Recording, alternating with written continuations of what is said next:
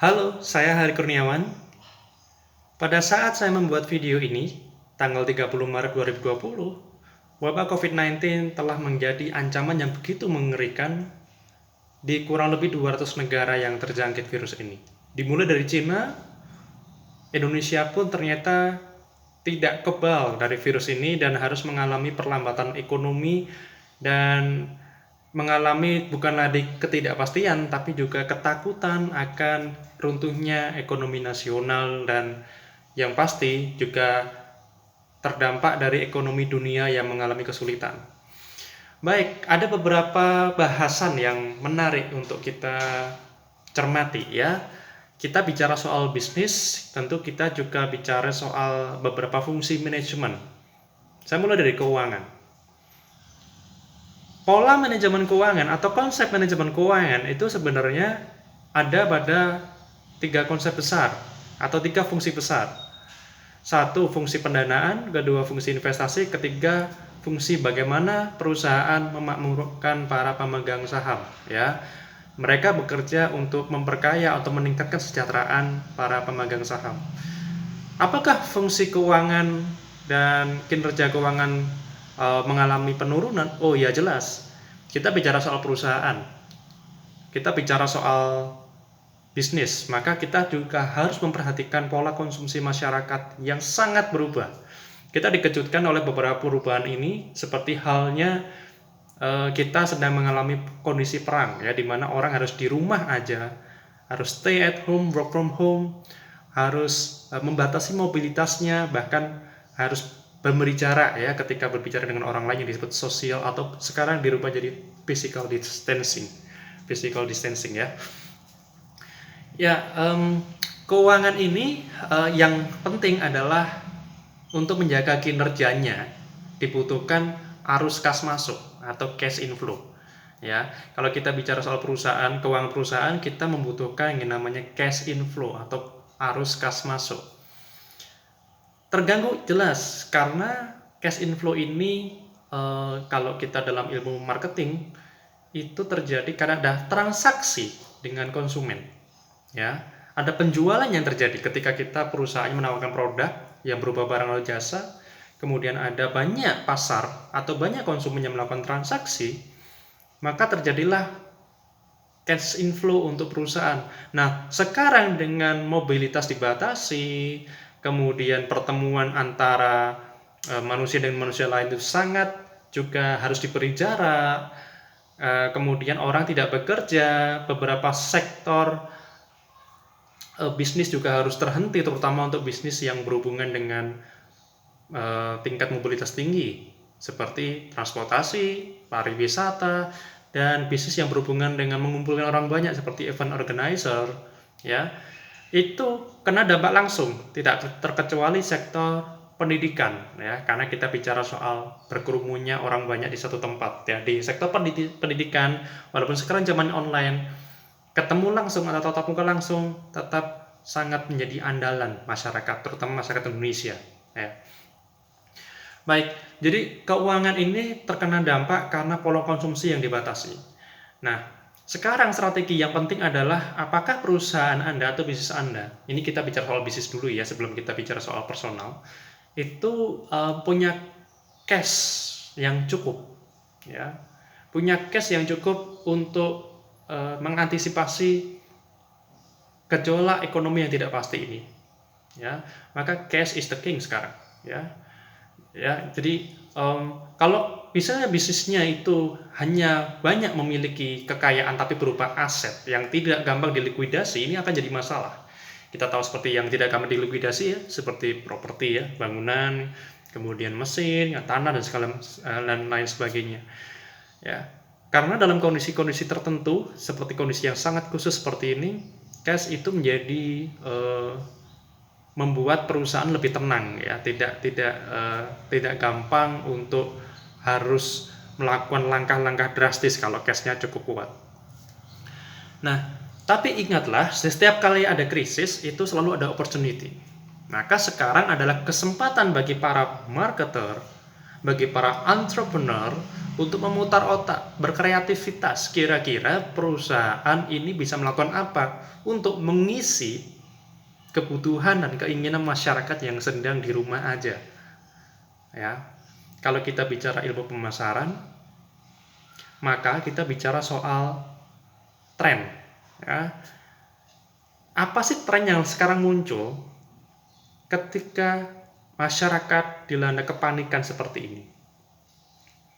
Ya, kita bicara tren itu luas, tidak hanya tren lagi tren orang cari masker, atau tren orang jual hand sanitizer karena orang butuh, atau jual sabun cuci tangan, atau jual alat perlindungan diri. Wah, tren itu tidak harus ikut-ikutan orang aja, tapi Anda harus melihat di balik pola-pola seperti itu ada pola apa lagi. Misalkan orang lagi senang nonton Netflix, karena siapa yang mau pergi ke bioskop untuk saat ini? Ya, mall pada tutup, ya, beberapa masih buka tapi sangat membatasi jam layanannya. Terus kemudian pom bensin juga jadi sepi karena pom bensin tergantung pada mobilitas orang kan. Ketika orang pakai kendaraan, orang beli bahan bakar. Nah, sekarang ketika orang membatasi mobilitasnya, tentu pola konsumsi bahan bakar itu menjadi menurun drastis. Lalu apalagi misalkan pola-pola seperti orang di rumah aja kemudian dia bingung mau ngapain. Ya, Anda bisa siapkan produk yang tujuannya untuk mengisi waktu luang supaya orang tetap produktif di rumah. Misalkan konsultasi online tentang bagaimana memulai online business, gimana caranya bikin online shop, gimana caranya bikin website, atau Anda jual ebook, atau Anda jual buku fisiknya. Karena orang bingung mau ngapain aja di rumah, ya. Tentu beberapa dari kita mungkin masih sibuk, ya. Ada yang sibuknya di luar, atau ada yang sudah bisa sibuk tetap produktif tapi cukup di dalam rumah. Ya, selamat. Nah, jadi ada pola-pola tertentu. Misalkan kita bicara soal pola makan, apakah berubah? Mungkin kalau nongkrongnya orang di luar, ya pasti berubah karena polisi sekarang sedang rajin melakukan razia. Ya, setiap jam 8 malam harus pada tutup. Mungkin di kota-kota tertentu, ya, banyak kota yang belum dilakukan atau belum dilaksanakan regulasi semacam itu. Tapi kota-kota yang sudah terjangkit, tentu sekarang banyak tempat-tempat nongkrong yang dibubarkan. Tapi bagaimanapun manusia itu membutuhkan konsumsi food and beverage. Thanks God sekarang ada GrabFood dan GoFood, sehingga kebutuhan perut kita itu terlayani dengan baik, tinggal senam jempol, kemudian makanan datang. Ya, saya pikir kalau perusahaan atau bisnis sudah terbiasa dengan pola delivery, itu tidak akan terdampak secara serius. Tapi bagaimana dengan tempat nongkrong, kafe? Ya, yang orang membeli kopi karena yang dibeli sebenarnya bukan kopinya, tapi suasananya. Ini yang benar-benar serius. Apalagi hotel, apalagi penyedia online travel agent, atau pengelola hotel seperti Oyo Rooms, itu kena dampaknya dengan cukup dahsyat di masa-masa seperti ini. Tapi setiap krisis itu ada mengandung peluang. Kalau kita bicara dunia investasi, ada dua kata yang paling penting untuk kita cermati. Satu return dan dua risk. Ada tingkat pengembalian atau kesempatan, yang kedua risiko. Satunya positif, satu negatif. Dunia investasi selalu berbicara soal dua hal ini. Tidak benar kalau kita cuma bicara soal negatifnya atau resikonya, tapi kita juga perlu bicara, mencermati, dan mencari jalan keluar. Kira-kira masih ada peluang apa lagi yang kita bisa kejar? Nah, untuk para entrepreneur ini adalah masa seleksi alam. Ya, jika Anda wirausahawan, ini adalah seleksi alam. Ini juga membuka peluang untuk para orang yang, mohon maaf, tadinya bekerja ketika ada COVID-19 harus di rumah dan kehilangan pekerjaannya mungkin, atau kehilangan pendapatan hariannya. Ini adalah masa Anda bisa membuktikan diri, apakah Anda apakah Anda pengusaha yang tangguh, yang bisa menciptakan peluang baru karena pergeseran perilaku orang yang harus di rumah aja, dengan produk yang Anda tawarkan. Apakah Anda bisa menciptakan satu match, ya, antara produk dengan kebutuhan orang sekarang. Misalkan Anda bisa jadi, kita berpikir bebas ya, bisa nggak Anda jadi reseller wifi provider? Karena sekarang banyak orang yang cari wifi. Kalau orang-orang yang atau keluarga yang harus kuliah dari rumah, sekolah dari rumah, kemudian telekonferensi dengan guru dan dosennya, yang kerja dari rumah harus pakai Google Meet, terus kemudian pakai aplikasi Zoom, kemudian harus buka YouTube seperti seperti orang-orang yang sekarang ya kan sukanya Instagram sama YouTube. Karena sering di rumah akhirnya terpancing untuk konsumsi YouTube-nya lebih tinggi. Ya.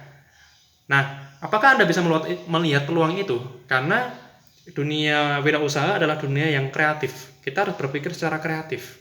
Tidak hanya Anda berada di industri kreatif yang harus kreatif, tapi semua wirausaha harus kreatif.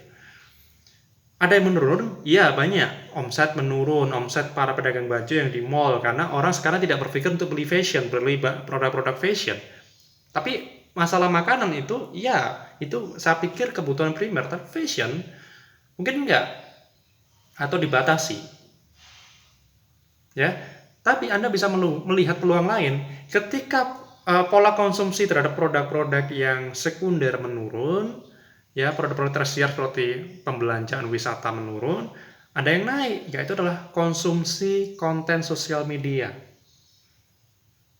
Ini peluang bagi Anda yang hobi main sosial media. Apakah pertanyaan saya, apakah sosial media Anda sudah produktif atau cuma digunakan sebagai alat entertainment saja?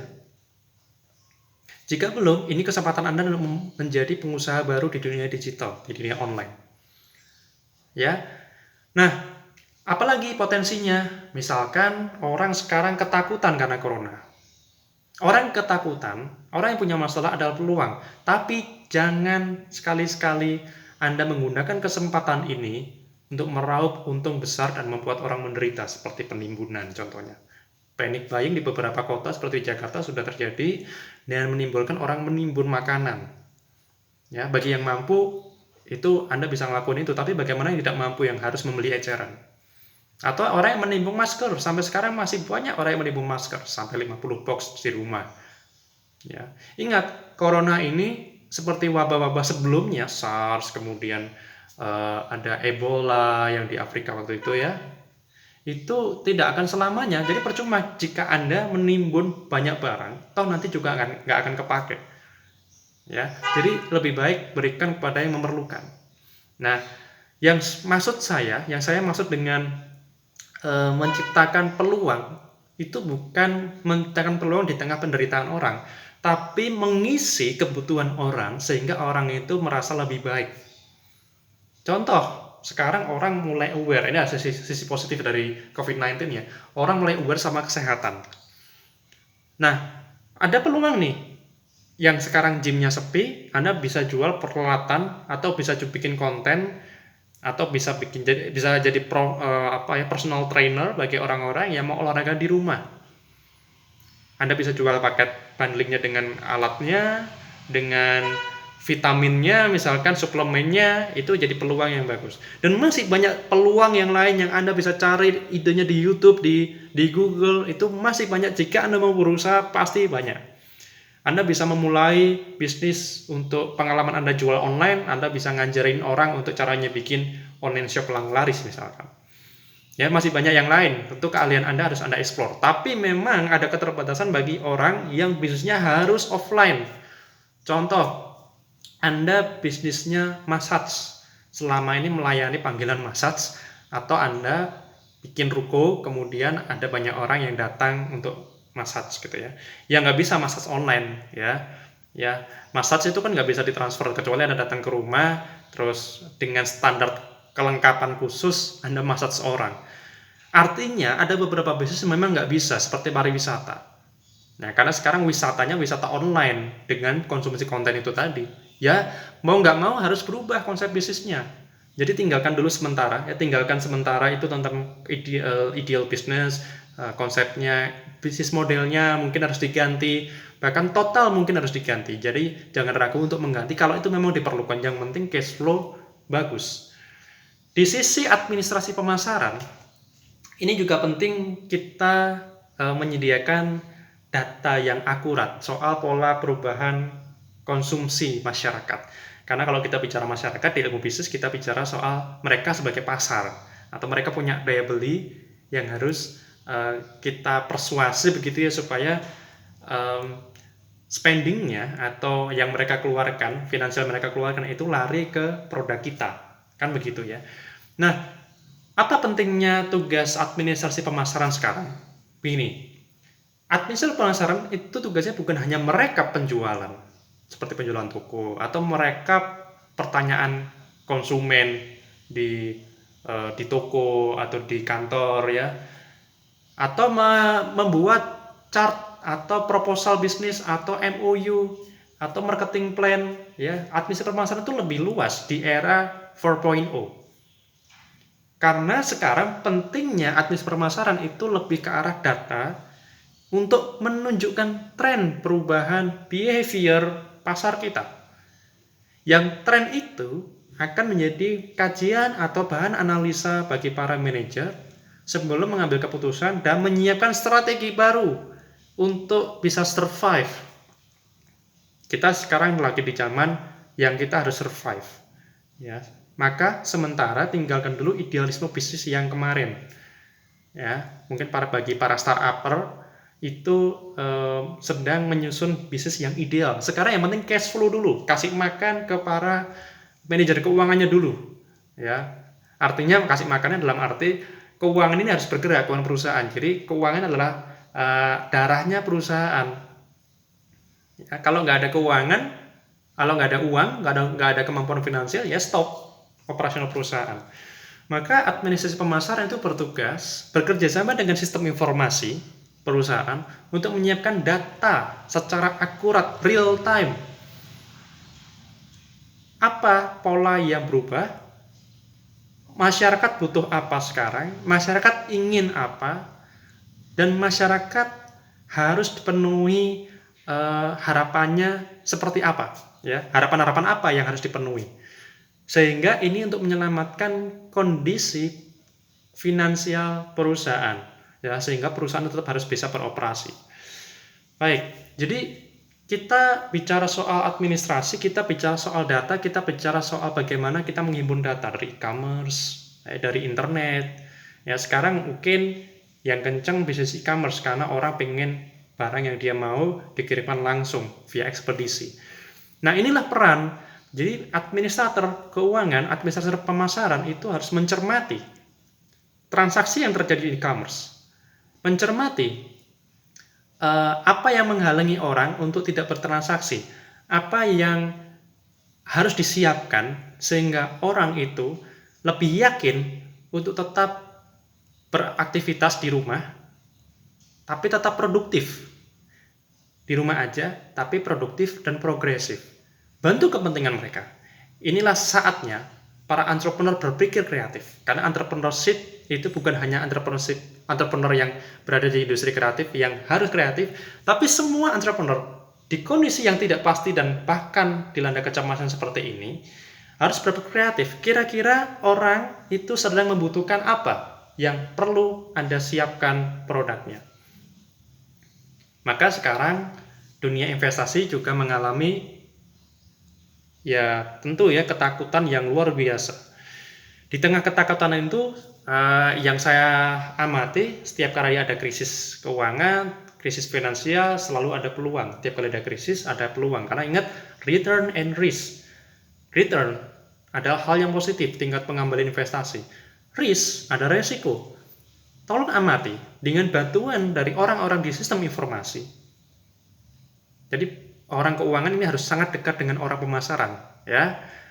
Tentu fungsi-fungsi lain juga harus mendekat. Jadi ini eranya kolaborasi dan sinergi. Coba amati, sekarang begini. Resiko pada tahun 97-98, ya, yang kita kenal dengan krisis moneter, itu adalah kombinasi dari krisis politik, sosial, dan juga ekonomi. Ya. Memang pada waktu itu rupiah luar biasa anjlok. Dolar yang tadinya bisa dibeli dengan harga Rp2.000 per dolarnya naik dalam 1 bulan menjadi 15.000 sekian ya, 16.000. Nah, itu sangat mengejutkan terutama untuk perusahaan-perusahaan yang berbasis dolar. Dia harus membayar hutang-hutangnya dalam bentuk dolar atau dia harus melakukan ekspor impor. Ya. Perusahaan-perusahaan yang kena dampak dan harus gulung tikar adalah perusahaan-perusahaan besar yang biasa menggunakan transaksi dengan mata uang asing. Tapi UMKM tetap selamat karena UMKM tidak berhubungan langsung dengan mata uang asing ini. Ya, sekarang gimana? Apakah lebih baik atau lebih buruk?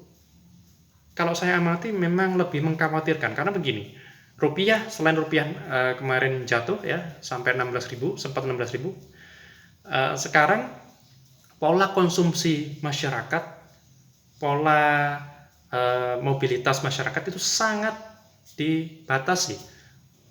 Padahal UMKM itu sangat membutuhkan masyarakat yang membelanjakan uangnya, terutama UKM yang berada di sektor pariwisata, toko oleh-oleh misalkan, ya, yang bergerak di souvenir, merchandise, yang bergantung pada industri pariwisata itu tentu sangat mengkhawatirkan. Dan risiko COVID-19 ini tidak hanya terjadi pada waktu wabah ini terjadi, tapi juga pasca COVID-19 selesai. Krisis tidak akan selamanya, tapi dampaknya bisa jangka panjang. Ya, krisis COVID-19 seperti wabah sebelumnya yang mungkin Anda pernah tahu, SARS, ya, kemudian H5N1, Ebola, itu ada masanya dia akan berakhir. Tapi dampaknya bisa sangat panjang. Ini yang kita perlu khawatirkan.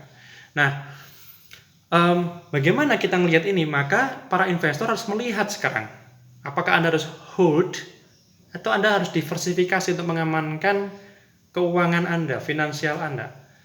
Ataukah Anda harus ganti investasinya ke sektor yang sedikit lebih menguntungkan? Coba Anda bekerja sama dengan orang-orang di sistem informasi, orang-orang marketing, cari informasi ke mereka.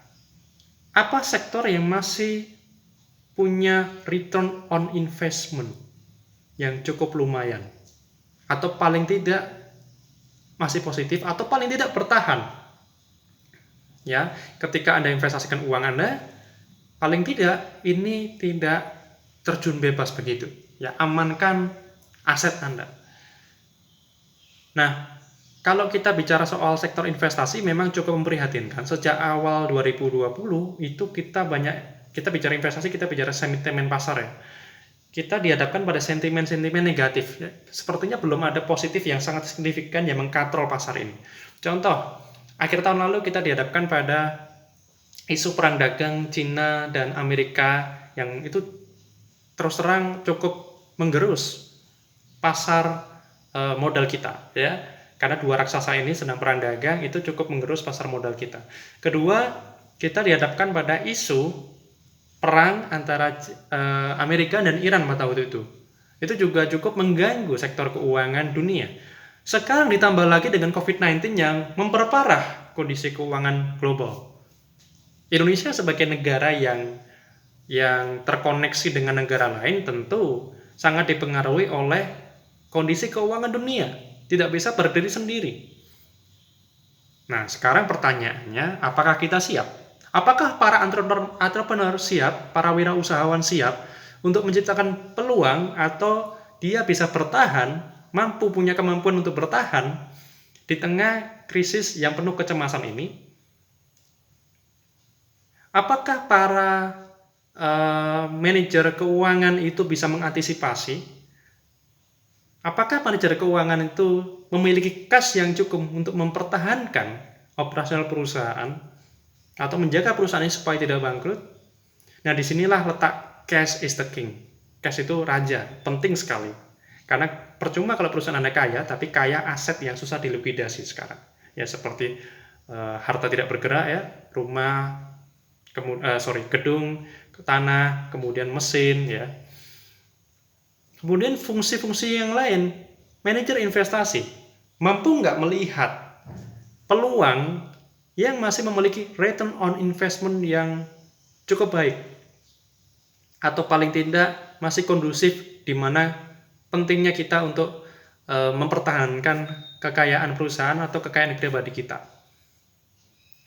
Dari sisi administrasi dan sistem informasi, perlu berkolaborasi untuk menyiapkan sistem yang memberikan data-data akurat soal perkembangan terbaru, perubahan pola masyarakat, peluang yang ada, kebutuhan masyarakat.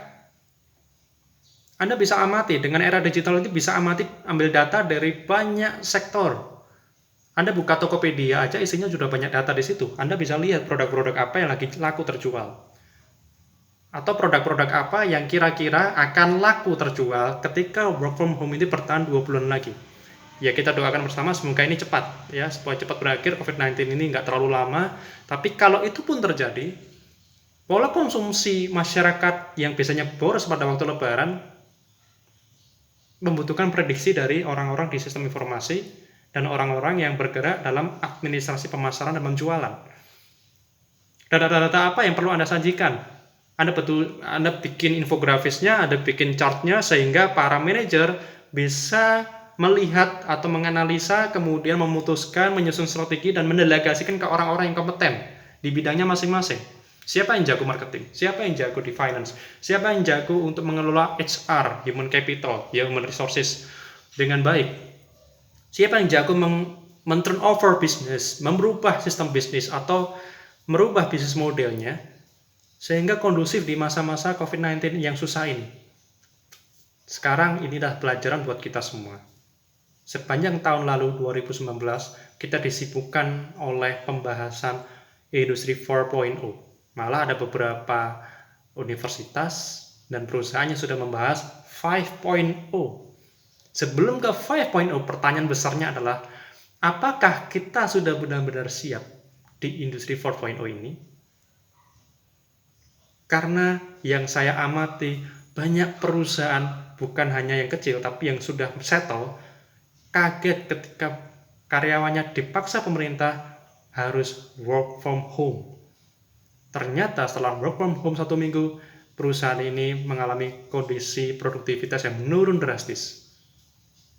Apakah kita sudah disiplin di rumah aja, tapi tetap produktif? Ataukah kita hanya rebahan-rebahan saja, tapi nggak ada progres apapun? Inilah tantangan buat kita. Jangan-jangan COVID-19 ini punya sisi positif yang tidak terlihat. Orang lagi gemar berolahraga, makan makanan sehat, rajin cuci tangan sampai tangannya tipis, kemudian orang akhirnya terpaksa siap terkoneksi online dan tetap produktif. COVID-19 adalah ujian bagi kita untuk selalu siap dalam kondisi apapun, tetap bekerja dengan produktif. Semoga industri 4.0 bukan hanya teori yang terus kita bahas, semoga kita benar-benar bisa praktek dan bisa berkontribusi buat Indonesia, buat dunia, atau paling tidak buat keluarga kita sendiri, untuk terus berkarya, untuk terus bekerja, untuk terus bikin kemajuan dari hari ke hari. Ingat, di dunia bisnis ini adalah seleksi alam, terutama untuk para entrepreneur atau wirausahaan. Bagi orang-orang yang tahan banting, yang kreatif, yang bisa menciptakan peluang baru, selamat, Anda adalah pemenang. Tapi bagi yang tidak, Anda harus terkena seleksi alam. Semoga Anda bisa menyimpulkan atau memahami atau bahkan menambahkan apa yang kurang dari bahasan saya pada hari ini. Semoga Anda tetap sehat, semoga Anda tetap produktif, Anda bikin kemajuan setiap hari untuk keluarga Anda, untuk diri Anda sendiri. Saya Hari Kurniawan, pamit undur diri, sampai ketemu pada video berikutnya. Terima kasih.